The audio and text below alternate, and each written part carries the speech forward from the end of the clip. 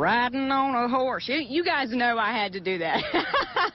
All right, well, let's go ahead and talk about the weather as I just get myself together here riding on this horse.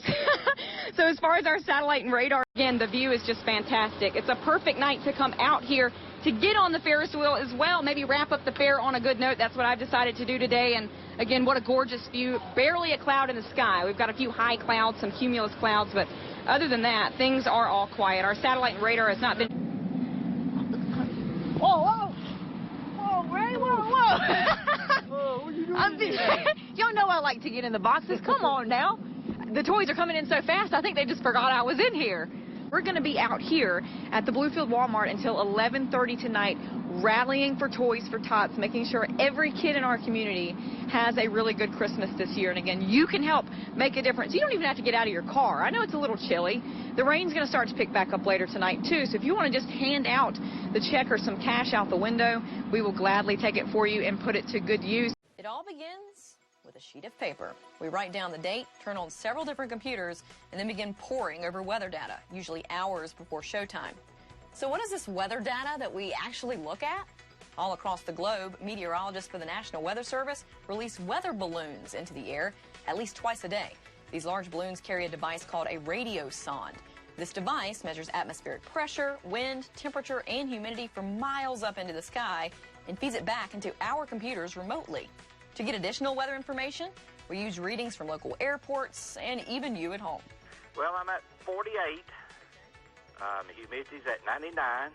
Now that we know what's going on outside at the current moment, the next step is for us to try to predict the future. Well, in terms of the weather, anyway. This is where numerical weather prediction, or what we reference on air as our weather models, come in handy.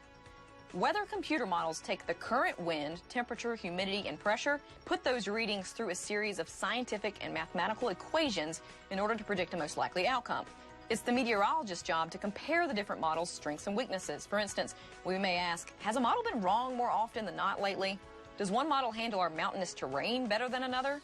Is one model usually better at thunderstorms versus snowfall? At the end of the day, meteorology is not a perfect science. Even the longest range computer model can only see for about 6 days out. So forecasting is kind of like a dartboard. The closer we are in time to an actual weather event, the more accurate we usually are. So take this into account when listening to our forecast. Usually, if you're looking at the 7-day, the first 3 days are the most detailed. For instance, I could tell you it's going to rain in Bluefield, but it's going to snow in Beckley. The last few days on the 7-day are more of a guideline, letting you know how to plan for the weekend ahead.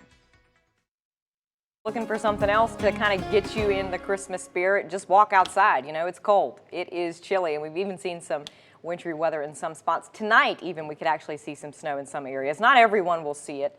Again, today has been a chilly but dry day for most of us. Upper 30s, low 40s.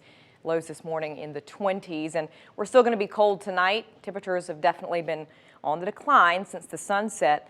Most of us right now holding in the 30s and low 40s, but a lot of us will continue to drop, and we should be right around freezing, if just below, into the early morning. Again, that being said, as I mentioned, most of us are dry. We can see that on the satellite and radar, just a few clouds here and there, but you go north of the I-64 corridor, that's where all the activity will be tonight. We have a system that's just brushing us to the north, coming close enough that the very high elevations, especially western Greenbrier, Pocahontas counties, will be seeing some snow showers throughout the night. We're already seeing some of that now, and we'll see more of those continue into early Thursday morning. Several inches could fall at some of those high spots. We've actually got winter weather advisories in effect for western Greenbrier, northwest Pocahontas counties. So if you're watching this, you're getting our signal up on these mountains here. Please be careful. Slick roads overnight tonight, early tomorrow. Snow-covered roads even possible in some spots. So please be careful on the roadways.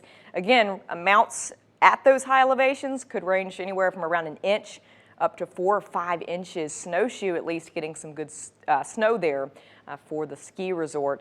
Notice elsewhere, too, other parts of Greenbrier, northern Fayette, along the I-64 corridor, you can still see some flakes, even flat top West Virginia tonight. Don't be surprised if you see some flakes flying around, but it's not going to amount to anything. Again, most of us stay dry. Temperatures tonight, upper 20s, low 30s by tomorrow morning. Now notice the snow comes to an end pretty quickly. Tomorrow afternoon, we've got a lot of sun.